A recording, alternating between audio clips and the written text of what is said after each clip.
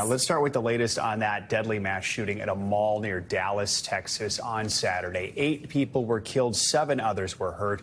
Police identified the gunman as 33-year-old Mauricio Garcia. He was shot and killed by a police officer who was already at the mall on an unrelated call. Now, we do want to warn you, some of the video you're about to see is difficult to watch. We are not going to show anyone being struck by gunfire. Now, police are reviewing this video very closely. It shows the moment the gunman jumped out of his car and opened fire on innocent shoppers. Investigators say he was armed with an assault-style rifle and a handgun, and that he was wearing a tactical vest. Say he also had more weapons and ammunition in his car.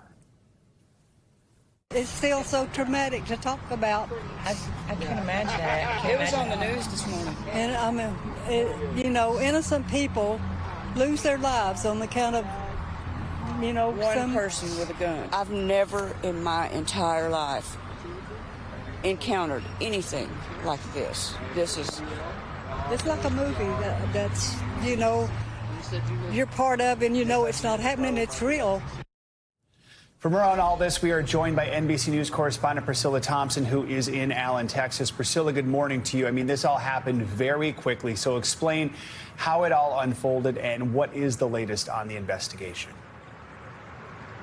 Yeah, Joe, good morning. And as you heard there, people are still in shock and disbelief, those who were here and witnessed or experienced all of this unfolding. And all of the witnesses say that this came out of nowhere. They were enjoying a Saturday afternoon shopping when all of a sudden, as you saw in that dash cam video, someone pulls up to the mall, gets out of the car, and just starts firing. And to give you a bit of context, this is an outdoor outlet mall. We're talking about more than 100 stores, so there may have been certainly hundreds, if not thousands, of people that were milling about this mall as this shooter went on this rampage here. We know that there was an officer who was already on scene for a different call that immediately ran towards that gunfire and was able to ultimately shoot and kill that suspect. But it's unclear at this point how much time had passed, how much time where there was shooting going on. But obviously we know that in that time there were 8 people who were murdered and 7 more who were injured. And as for the latest in the investigation, police have not held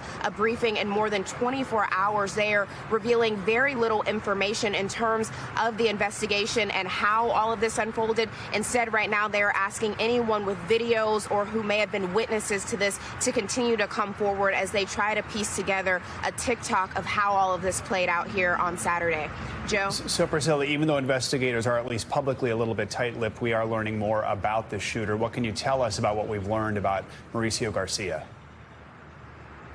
Yeah, so they have identified him as a 33-year-old male, and senior law enforcement officials tell us that they are looking at investigating this crime as something that could have been racially or ethnically motivated. We know that senior law enforcement officials say they have seen hundreds of social media posts from this suspect that is espousing neo-Nazi rhetoric and also white supremacist rhetoric. Officials say that he interacted with that type of content online, and they did search his family home overnight on Saturday. We went out there and spoke to some neighbors to see what they knew of this suspect, if there were any red flags. I want to play a little bit of some of those conversations.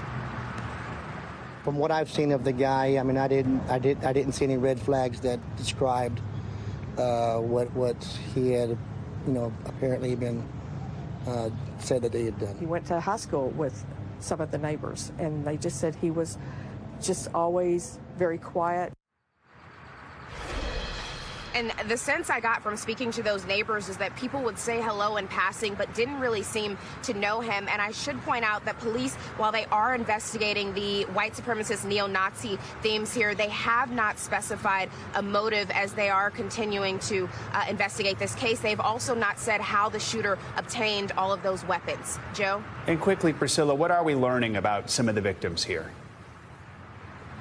Yeah, so police have not identified the victims publicly, but we are beginning to hear from some of the family members of those 8 who were killed, including 20-year-old Christian LaCour is among the victims. His grandmother posting on Facebook that he was a security guard at the mall, that he had big plans for his future. She called him a beautiful soul and said that this tragedy has just been unbearable on his family. And we're also learning the name of a second victim, Ashwara Thadikonda, an Indian woman who worked as an engineer here. We actually spoke with a nonprofit group that was on the ground yesterday trying to verify whether she was among the victims, because her family in India had not been able to get in touch with her, and we have now confirmed that she is among the victims. And also, in addition to those 8 that were killed, there were 7 who were injured. We know that 6 of them remain hospitalized, 3 in critical condition, including children aging from 5 years old to 61 years old. Joe? All right, we are thinking of all of them. Priscilla Thompson. Priscilla, thank you. For more now, we are joined by DeSean McDaniel, who was an eyewitness to the attack. DeSean, thank you so much for being here. We are so sorry that this is happening in your community and you're having to deal with all of this. First of all, just want to ask you how you're doing. It's still just surreal right now. Trying to stay strong through like processing all the information, but yeah, it's just a matter of like staying strong, and it keeps hitting you that it's real. It's like how most people keep saying it was a dream. It feels like a dream. That's what it feels like until you keep seeing the things that you see every day on the news. You're like, dude, that's real. Alan and the common things that you pass by every day. So it just keeps hitting you over and over. Take us back to Saturday as much as you can here. Where were you, and what happened when you realized something was wrong? What did you see? What did you do? It was crazy because before we got to the Allen Mall, like the outlet mall, my boxing coach, he was a Marine, and he was texting me about someone in a different case that was planning a shooting. So he kind of sparked that thought process in my mind before I even got there. So I was there with my wife and my 3 daughters. And as we were shopping, I kept reminding my daughters, like, hey, look up from your phone, stay alert, right? Pay attention to your surroundings. Wow. Make sure you know what's going on around you. And that energy was with me the whole entire time. So it's just crazy that it ended up being that way. And then as we were shopping, I was feeling the urge to leave. So we were there a shorter shopping trip than we usually are. I was the whole time, I'm like, yeah, let's just leave. Let's shop another time, right? So as we are exiting and we see the police officer that end up stopping the shooter, we're right next to the police officer, and we end up leaving. My daughter wanted to go get ice cream from the shopping place at the outlet, and we told her, like, let's go to the gas station. We could just get ice cream from the gas station. It's a little cheaper. And with doing that, we just escaped the shooting maybe by like 1 or 2 minutes. So it was just surreal that everything that led up to us leaving end up saving our life, because we was in the same spots that I'm seeing on the news where the other people got shot. We were in that same spots. And it's just crazy that if one thing changed, it could have been us right there. I'm so sorry that you and your kids had to go through that. Obviously thankful you're all okay. But now that you've had, really just a day and a half to sort of process, and of course the process will be much longer than that. But what do you want people to know? To just stay alert, because like Allen is supposed to be one of the safest towns, right? So as most of us, and as we're shopping, we have this in mind. We have this natural feeling of being safe, nothing to worry about. But like I was saying, stay alert. I was always alert. My boxing coach trained us to stay alert. He was a Marine. He always put it in our mind. So anywhere you at, no matter how safe it's supposed to be, to just stay alert, because anything could happen, DeSean McDaniel, thank you so much for your time. Glad you're okay. Thank you. Now to the other tragedy out of Texas that we are following this morning. At least 8 people were killed and nearly a dozen others were injured when a driver plowed into a bus stop on Sunday. It happened outside of a shelter for migrants in the border town of Brownsville. That town and many others have seen an influx of migrants ahead of the expected expiration of a COVID-era border restriction, Title 42. NBC News correspondent Guad Venegas has more. The horrific aftermath on the streets of Brownsville, Texas, just miles from the southern border, after police say a man plowed his car into a group of pedestrians waiting at a bus stop. A gray Land Rover disregarded a red light and ran over several individuals standing at a bus stop across the street from our local homeless shelter. The shelter is a partner of Catholic Charities. They were all from Venezuela. They were all young men that had already been there for a day or two and had contacted their families and had already bought their tickets to travel. And they were enthusiastic about being here already in the United States and they're ready to go to meet their family. Law enforcement officials telling NBC News the suspect, a Hispanic male, rammed into the crowd with his vehicle. Police say he has been arrested and charged with reckless driving, and they're investigating whether this was an intentional act.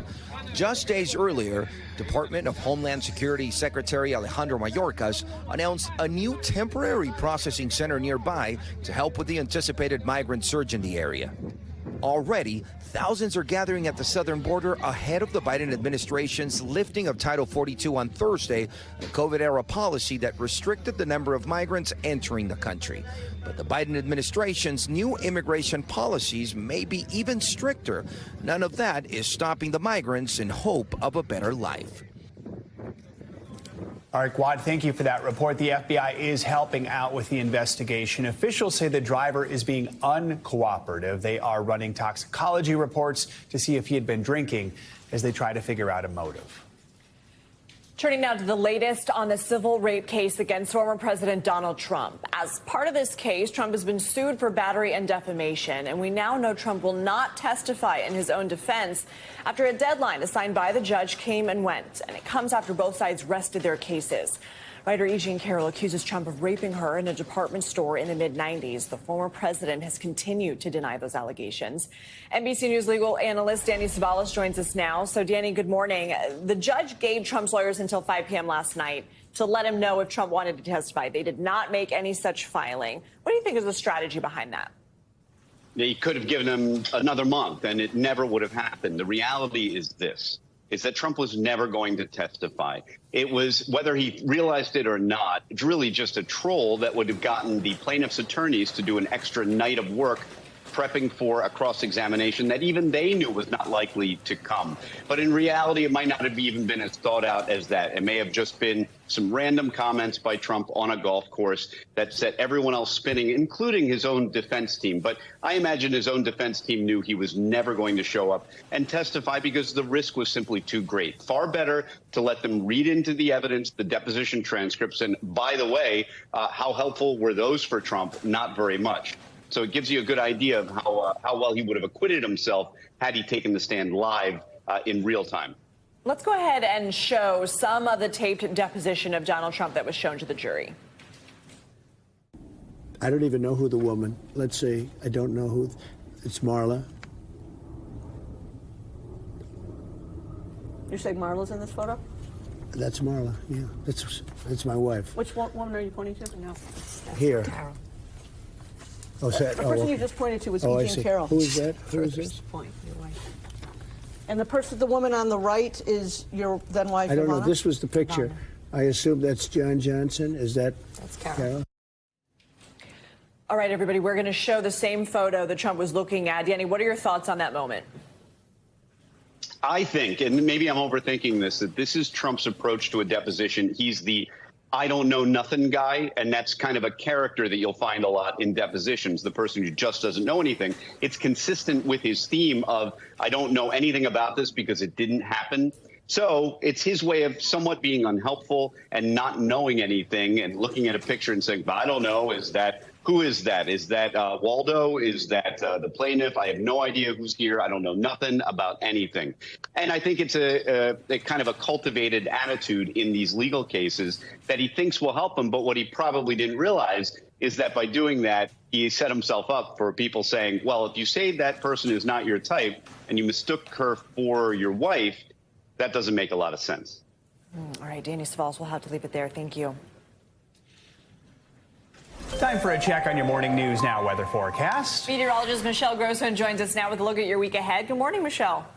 Good morning to you both. So good to see you. And it is a unsettled start to the work week. We're looking at stormy start. We're looking at some storms in portions of the Ohio Valley into the middle Mississippi Valley. And that's going to be the case as we go throughout this Monday. We have a frontal boundary that's draped from the mid-Atlantic all the way to the southern plains. And you can see some rain falling right now, some heavy rain falling throughout portions of the Midwest, the Tennessee Valley, where you see those brighter colors. That's where we're seeing the heaviest rain falling. So this is a setup here. There's that frontal boundary I was just talking about, stretching all the way to the plains. We're seeing isolated risks for flooding from Wisconsin to Louisiana with really heavy rainfall. And in the southern plains, we could see up to 4 inches of rain over the next couple of days. So then by tomorrow, heavy rain developing in southeast Texas. That severe weather threat does continue in the southern plains. So we have the threat today, also tomorrow into Wednesday as well, as we're going to see that risk continuing on Wednesday. This is what it looks like today for the severe weather risk. 17 million people at risk for winds gusting up to 60 miles per hour.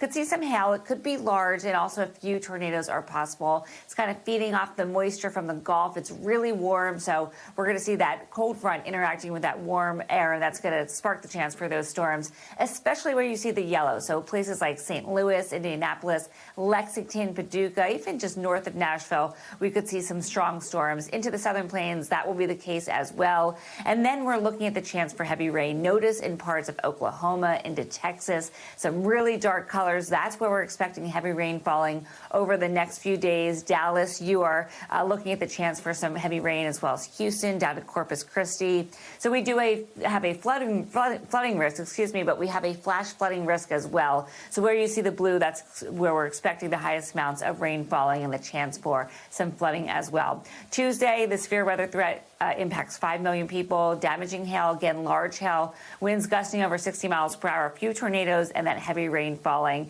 And we could see hail even up to tennis ball size. We saw that yesterday in spots, and we could see that once again on Tuesday. The flash flood risk includes portions of the northern plains, the central plains, into parts of the southern plains. So San Antonio, Houston, Laredo, you could see the risk for flash flooding. It's really warm, too. We're looking at summer-like air in parts of the southern plains, 90 degrees today in Little Rock. That's 11 degrees above normal for this time of year. San Angelo, near 100 degrees. And we're going to see this warm air moving to the east as we go throughout the next couple of days. Back to you both. All right, summer in May. Thank you, Michelle. Appreciate it. Thanks for watching our YouTube channel. Follow today's top stories and breaking news by downloading the NBC News app.